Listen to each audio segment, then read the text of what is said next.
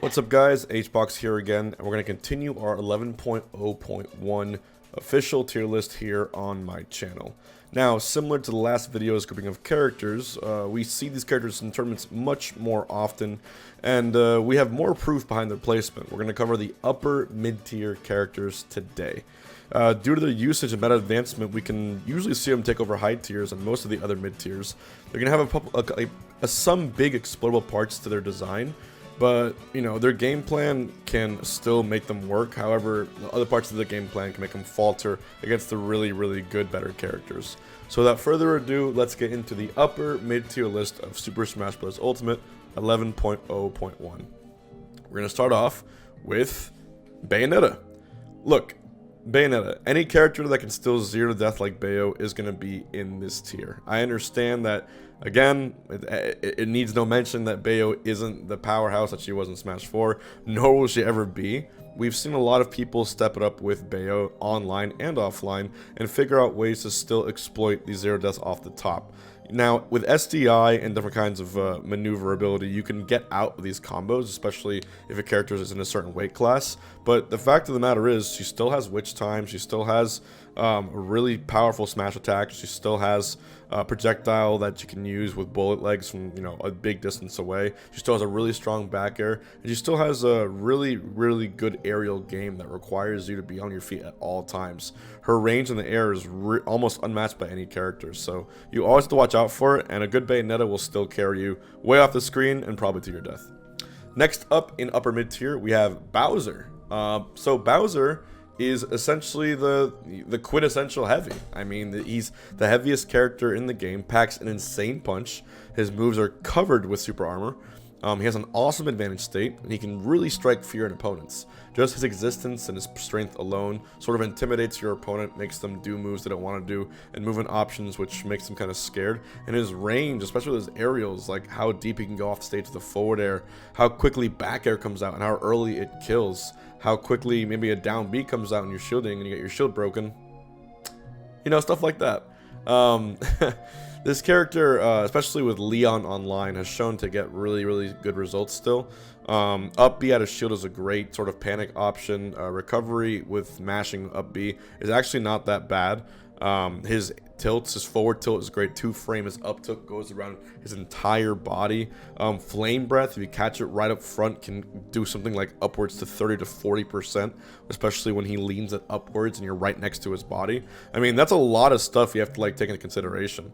However, Bowser still struggles really hard in disadvantage, and his recovery routes, while they can be sort of mixed up, they are very linear. So he suffers from that, but still definitely an upper mid-tier character. And I could even see Bowser winning some big tournaments in the future. I mean, like, Nintendo really balanced the game for the first time where Bowser can be that viable. So it's pretty exciting to see. We have Corrin.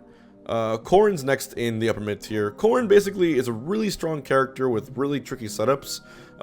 Struggles a bit in recovery, but you can create really solid openings in neutral. Corrin's range is really, really good. When you sort of stab someone from far away, that can kill at really early percents. You can sort of use the neutral B fully charged on shield to even break a shield or have a lot of shield stun on them. Packs a lot of strength and a lot of range. But like I said, if you catch Corrin in recovery, sort of like, you know, this is sort of like the story of the swordies in Smash Ultimate. Each swordie has a unique trait which makes them different from the other, but they usually all have a general sense of what the recovery is going to be like. You're going to have some sort of aerial drift followed by maybe an air dodge mix-up, and usually a pretty high vertical up B. And with Corrin, it's the same case. However, Corrin's up B, the range isn't as big as the others, and usually in free fall, you can punish it pretty hard. But while it's coming up, it has a lot of priorities. So as long as you get close to the stage and come back up, you're pretty much safe to recover. Apart from that, you have a forward smash that charges up, which you can sort of catch people into if they don't SDI. And, you know, Corrin, out of all the swordies, one of the weirder ones for sure. So you don't see this character very often, but potential is definitely still there. In upper mid tier next, we have Samus and Dark Samus. We've seen a lot more of Samus throughout online play. One of the most notable Samuses that I've seen was Joker from Mexico playing Samus. Almost had a no-hitter in one of the tournaments and just played the character so amazingly. It made it seem like a higher top tier character. I mean, when you play it perfectly proficiently, when you know how to use charge shots, when you know where to place your missiles, when you know how to use that insanely powerful back air, a good forward smash, those forward airs and up airs which seem to combo into themselves, when you know how to use all of those, the character seems like a complete powerhouse. I put Samus in upper mid tier before, and it's getting near the point of being high tier worthy, but I think it's likely due to the online environment. Remember, I'm still keeping that into consideration because, you know, we still are in the era of Wi-Fi, and because of that, you know, I can't just quite justify putting her into that high tier yet, but I think at this point Samus and Dark Samus are very, very close. These are solid characters, and then you have like a panic option up B out of shield, which on triplats is a completely safe move. Not to mention the fact that you have a grapple, not to mention the fact that you can do a grab from a far range, and bombs to recover. So really good recovery, really good range, really good power, and overall just a really great character with a great matchup spread. So upper mid tier, nearly high tier. Next in upper mid tier is going to be Diddy Kong. Diddy Kong actually got nerfed in patch 11.0.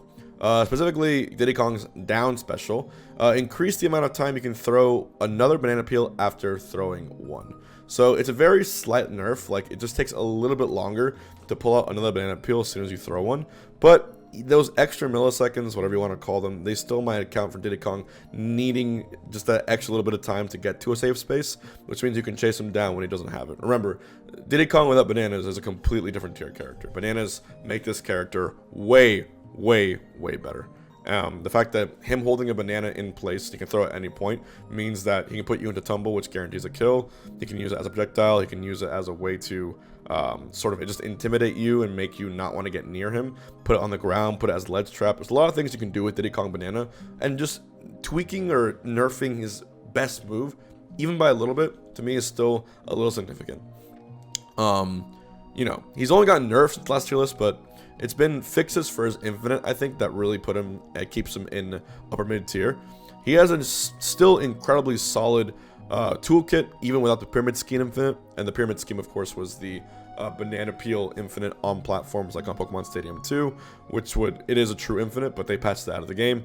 Even without that, I mean, you know, he's got monkey flip, he's got a good down tilt, he's got an amazing up smash, he's got really good speed, he's got a really tricky recovery, he has a sort of X Factor option with barrels on this stage, he's got a peanut gun and a banana for projectiles, he's got really good aerials, and just overall in general, his speed just makes him a very viable character, one that can easily, you know, when you have enough proficiency and enough know-how of matchups, one that could definitely win tournaments and has won Wi-Fi tournaments. So Diddy Kong definitely belongs in upper mid tier, and I think an offline he actually might benefit, and I think we're gonna see Diddy Kong get pushed to the high tier in the near future. Next in upper mid tier is Pit and Dark Pit. Both Pit and Dark Pit have actually received no balance changes whatsoever, and there hasn't been any really big results changes. Pit and Dark Pit are pretty run-of-the-mill, generic, good characters. I mean, I think it's also a really good, you know, if it's your first time playing Smash Bros, a good character to pick up. I mean, really powerful smash attacks, pretty good projectile, which you can aim around, really good recovery, which you can recover from almost anywhere in the stage, as long as you're not, you know, extremely far away. Great up smash out of shield, good aerials, really powerful back air. You have the counter and a side B, which is can be used for recovery, but also maybe an early kill if your opponent is unassuming. You know, I think, and also the fact that the character has multiple jumps. Any character that has that kind of strength, range, recovery, and multiple jumps, when you put it all together in the same pot, you can't put it anywhere lower than upper mid tier. Like any character with that, I guess you can say like Meta Knight had those attributes, but Meta Knight, he just suffers from not having exactly the same the same output, I guess, that Pit and Dark Pit have. Meta Knight has to sort of get in a little bit more, and his, you know, big nerfs from the Brawl era, I suppose, and the fact that the up air, up B combos aren't as good means that Pit and Dark Pit I would consider actually better characters. There's not too many reps for these characters, but we have seen, I believe it was Shiny Mark, I believe, who was able to beat Meister online recently with Dark Pit over at Game & Watch. So, I mean, it just goes to show, as long as you're careful enough, like, the character can kill a lot of people and not a lot of percents. You just got to be really, really aware of what can be taken advantage of and not to make sure your recovery gets gimped. So I think Pit and Dark Pit are definitely solid mid-tier characters. Following in the upper, I'm sorry, solid upper mid-tier characters. Sorry, editors. Next in upper mid-tier, might come as a surprise to some of you, maybe not to others, but Hero. And the reason I put Hero in upper mid-tier is because he's literally as inconsistent as they come. I mean, you can't really... You really have no way to tell what the hell is going to happen when you're fighting a hero. I mean, the character... We've seen... one of the most telling things of Hero was at the recent offline tournament in Japan. A hero was able to get, I believe, top 3. Using Acceleratle and Oomph, and using this running sort of up tilt, running up smash, these options out of shield, the range, and not to mention perfect usage of the spellbook. A good hero who knows how to buff the character mid-game, you know, Hero with Acceleratle and Oomph, you know, is just... And focus up is just like a higher top tier character. I mean, he's incredibly frightening.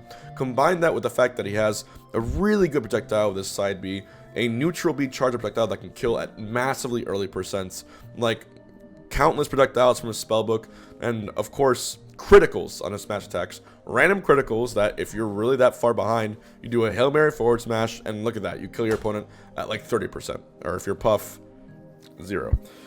So I will say that because of that, any character that has that sort of potential mid-game, you can't put it lower than upper mid-tier. And I've seen this character compete with every single like matchup. There's no matchup Hero can't win devastatingly when played correctly.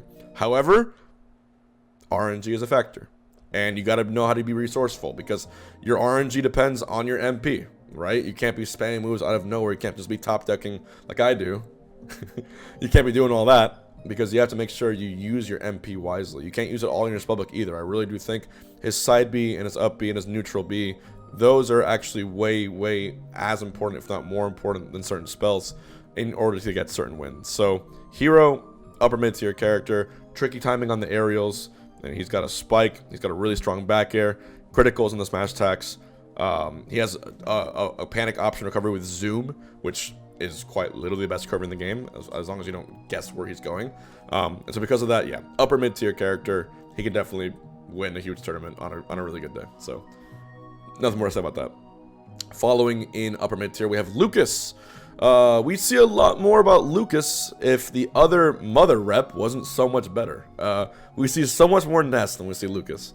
But Lucas actually is still a really solid character. Didn't get changed in the past 2 nerfs or patches, but I have to remind you, Lucas's up air recovery goes way further than Ness's, has a grapple, which is actually really good from a distance, really good PK fire, PK freeze on an offstage option.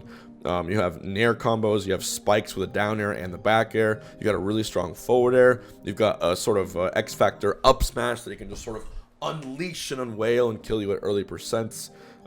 You know, he's got a lot of speed on the ground, which might not be accounted for, that, you know, you sort of have to know how to deal with. And up B also, even though it's a little slower than Ness's in terms of the actual electric pulse, you know, moving around the screen, if it catches you with it, that's going to, you know, sort of stun you for a bit. And, you know, he can keep his distance really well just because of how far his projectiles travel. So, Lucas, upper mid-tier character, not as good as Ness, which is no surprise, but actually some really good Lucas players will actually shock you with how well they can utilize combos, especially tech chases on platforms and making sure they find ways to guarantee their huge heavy kill smash attacks. Our next character is one that got a slight buff patch in 10.0. Luigi is our next character on the upper mid-tier list. Luigi, lots of online players repping this character. The buff he got in 10.0 was his dash attack and made it easier to hit multiple times, which, okay, not like it's kind of an insignificant buff, if I'm being honest. I mean, his dash attack almost never really kills anyway in the first place. However, he's on the verge of going high tier with just the amount of stupid, dumb kill options and combo games that he has. Get grabbed by Luigi at 0%. Wait 10 seconds and then text me back later and let me know how you feel. I'm here for you with a tissue box if you need it. Because if you get grabbed by Luigi at 0, he has a down throw, nair, down throw, down air spike, nair, down air spike. Let go of the Zair with the grab into up B, or up air into up B. Or if he misses all that, he has like a guaranteed 70% combo, mixing it up with nairs and back airs. Or if you're at high percent, you get grabbed anyway, you can still get down throwed Cyclone off the top, and Luigi's Cyclone massively powerful, and it's hard to tell which DI direction is going to send you into. So that kit alone, against the entire cast, crazy. Actually insane.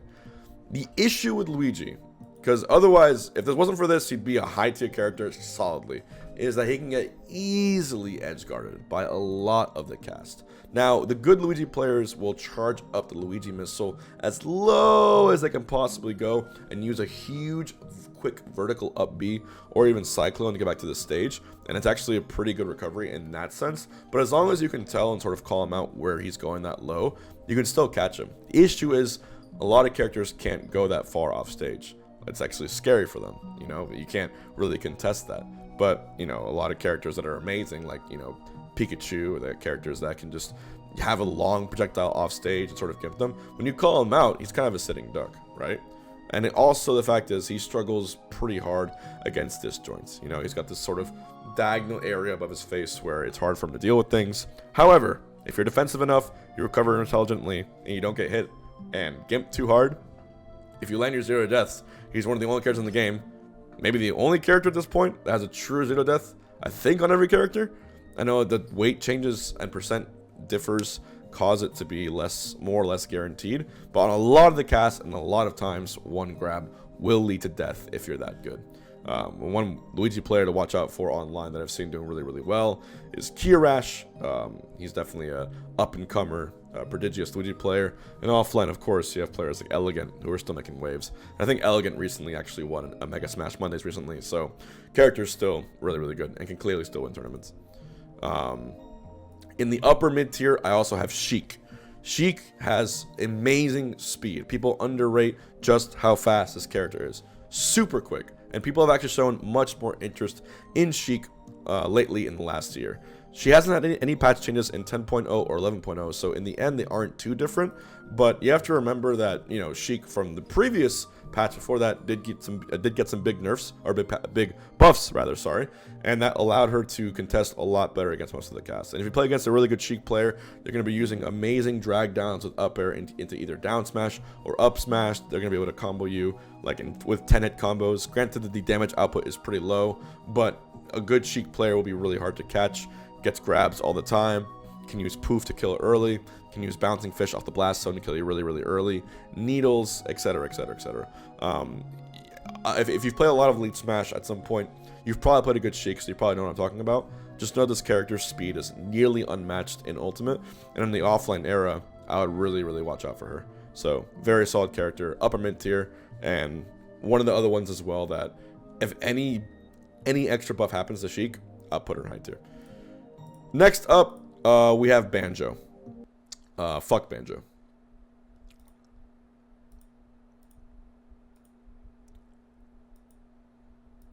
Alright, following that, we have Mewtwo in mid-tier. Ever since we saw Mewtwo buffed over the last year, we've become, we've been seeing a lot more coming from the character. Waddy specifically has putting in a lot of work, solidly using them alongside with his Rob secondary. And we've seen what happens now when you have a character that can really use the range efficiently. I mean, the up airs, the tilts, the charged Shadow Ball, tricky recoveries, the Nair which leads into combos. You have a grab KO with up throw. You have also a pretty powerful forward air, really powerful down smash, really strong up smash. And just the fact that the character has a lot of horizontal air mobility means it might be tricky to catch at times. The big problem with Mewtwo is that you still have that giant tail, you still have a lot of parts of that character which are vulnerable, so you have to like really just know where to space. I would say you should only really play Mewtwo if you are like really are interested in like micro spacing and not getting hit by too much stuff. But the damage output and the down throw bread and butter combos you can do, like down throw forward air with Mewtwo, I mean, it works on a ton of the characters in the cast, and light characters are pretty much dead at super early percents. Give Mewtwo a try. It's also a lot more fun than a lot of people give him credit for. So just yeah, he's an upper mid tier character. Obviously he's far from the glory days which he had in Smash 4, especially with players like Abadongo, but in this game, still, you know, similar to all the characters I mentioned in the upper mid tier, you can do a lot of stuff with this character. Kind of light and can die early from that. Just use your outer shield options properly and make sure to use Shadow Ball at all times to sort of intimidate your opponent, and that I think is where the money comes to this character. Following Mewtwo in the upper mid tier, we have Toon Link. Toon Link had a slight buff patch in 10.0, the up special, and it made it easier to hit multiple times when using the move in the air. Young Link actually had the exact same buff, but basically this means if you get caught by the up B, that finisher is almost guaranteed going to hit you. And why that's important is because the finisher, a lot of proficient Toon Links will use that off a bomb, off a boomerang, or if you're in the blast zone. And because Toon Link is so floaty and has such horizontal mobility, they can go really far out with that up B, and even if they miss, they can float back to safety, either to the stage or to the ledge. And for that case, I actually brought Toon Link up from true mid tier into upper mid tier compared from our last tier list. If you consolidate the lower and true mid tiers, you can sort of make Toon Link feel more at home along the upper mid tier characters. We see more usage online of this character, and we see more what this character can do. Marvelous Marco is one of the Toon Links that comes to mind, who's been placing really, really well, utilizing incredible projectile pressure at any point. I mean, you got the arrows which float, a boomerang which comes out, pull out a bomb, throw it up, arrow, boomerang, bomb, rinse and repeat over and over and over. And then you get to the fact that you can just safely hide under a platform, you know, poke out an aerial every once in a while, and just rinse and repeat until your opponent gets frustrated or is at a high enough percent where you can find a bomb to up air confirm, bomb down air confirm, or just one of those up B confirms that I was talking about earlier, which is now, of course, easier to kill with. He's still not a young Link level character, which you'll see in the following videos, spoiler. But you know, you sort of focus on a safer long-term game instead of having as many kill conversions. So I would say, you know, young Link definitely is the hyperactive, fast-paced character that can rush you down, whereas Toon Link, more of a tank. Well, not really a tank, just more of a distance character. You want to keep your space, you want to butter up your character and frustrate them with projectiles, and then find the kill. So, but of the three Links, Toon Link to me is the lowest of the three on the tier list, but still upper mid tier. Watch out for this character, especially in the offline era. And our final character in the upper mid tier is going to be Rosalina. Rosalina did receive a slight buff patch in 10.0. Her forward air attack made it easier to hit multiple times, decreased the attack's range above the skirt's hemline, and made it easier to continue with laser attacks, and it increased the final attack's range. So her forward air got buffed in every way possible, way easier to hit now. Is it a big deal? Probably not too much. Even though she got that slight buff in version 10, after seeing what the high tier cast of characters has become, she sort of fits better with the upper mid tiers. She's on a borderline, right, between upper mid and high. Like, maybe she is the borderline. She's really close to characters like Mewtwo, Luigi, and Bayonetta, which could, on a really good day, probably be pushed to high tier. Usage of this character and success of Rosalina, again, boils down to how well you can use Luma.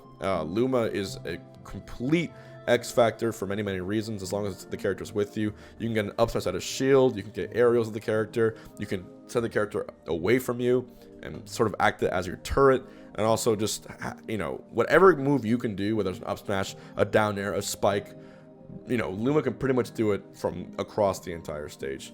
Not to mention the fact that with sort of jab desyncs, it's really, really weird.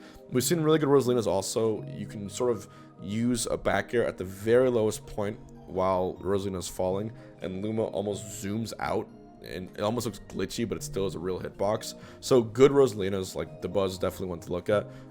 Will show you like how tricky it is to actually you know, kill this character. And if you don't kill Luma, you are in serious trouble. Get rid of that character, and then you see where Rosalina is in upper mid tier. Still, her up B is really hard to predict. Her range and her floatiness just makes it tricky to understand where she's going to go at any times. Powerful kill options like up smash and forward smash. And of course, you have a reflect, or not a reflect, you have a sort of absorb where projectiles don't really matter as much. And a safe projectile, so a character that can still play the long game and, you know, bleed you out, but one that has a lot more weaknesses, especially considered her dominance in Smash 4. So slight buff in patch 10.0, but still an upper mid-tier character. So yeah, guys, that concludes our upper mid-tier list of Super Smash Bros. Ultimate 11.0.1. Let me know your thoughts. Let me know which characters you think should be higher or lower. And of course, we'll be back next time with our high-tier list. I'll see you guys around. Peace.